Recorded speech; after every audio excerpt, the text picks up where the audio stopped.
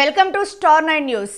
తిరుపతి జిల్లా సూళ్లూరుపేట నియోజకవర్గం దొరవారి సత్రం మండలం శ్రీధమనమల్లి పంచాయతీలో అరిగెల ఉదయ్ కుమార్ తెలుగు యువత ఉపాధ్యక్షుడు సురేష్ రెడ్డి ఆధ్వర్యంలో వైఎస్ఆర్సీపీ పార్టీని వీడి తెలుగుదేశం పార్టీలో 50 కుటుంబాలు చేరాయి.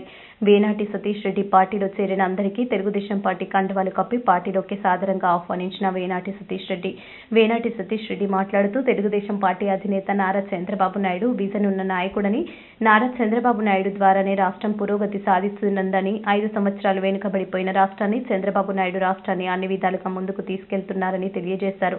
దొరవారి సత్రం మండలంలో ఉండే 22 పంచాయతీలో వేనాటి కుటుంబంపై ఒక అభిమానం ఎప్పటికీ ఉంటుందని, ఆ అభిమానాన్ని ఎప్పటికీ మర్చిపోలేమని తెలియజేశారు. రేపు జరగబోయే శాసనసభ ఎన్నికల్లో తెదేపా, జనసేన, బీజేపీ బలపరిచిన ఉమ్మడి అభ్యర్థి నిలవల విజయశ్రీని అత్యధిక మెజార్టీతో గెలిపించుకోవాల్సిన బాధ్యత మనందరి మీద ఉందని గుర్తు చేశారు. ఈ కార్యక్రమంలో సూళ్లూరుపేట నియోజకవర్గ తెలుగు యువత నాయకుడు చింతల సతీష్ చంద్ర పెరుమాళ్లు, తిరుపతి పార్లమెంటు తెలుగు యువత అధ్యక్షులు మునిరాజా, మాజీ సర్పంచ్ పురుషోత్తం మరియు తెదేపా, జనసేన, బీజేపీ నాయకులు, కార్యకర్తలు, అభిమానులు పాల్గొన్నారు. అని చెప్పి అందరికీ ఆ రోజు మాట ఇచ్చా. ఆ మాట మీద నేను నిలబడ్డా. సూళ్లూరుపేట నియోజకవర్గంలో తెలుగుదేశం పార్టీకి అత్యంత కష్టకాలం 2019 వైసీపీ ప్రభుత్వం అధికారంలోకి వచ్చిన తర్వాతే అత్యంత కష్టకాలం వచ్చింది.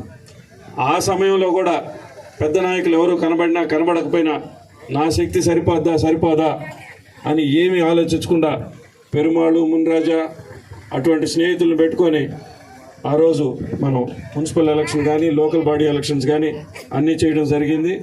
ఈ దుర్మార్గులను ఎదుర్కోవడం జరిగింది. అదేవిధంగా వైసీపీ వాళ్ళ విషయానికి వస్తే ఈ నియోజకవర్గంలో 10 సంవత్సరాలుగా ఒకే మనిషి ఎమ్మెల్యేగా ఉన్నాడు, కిలివేటి సంజీవయ్య గారు.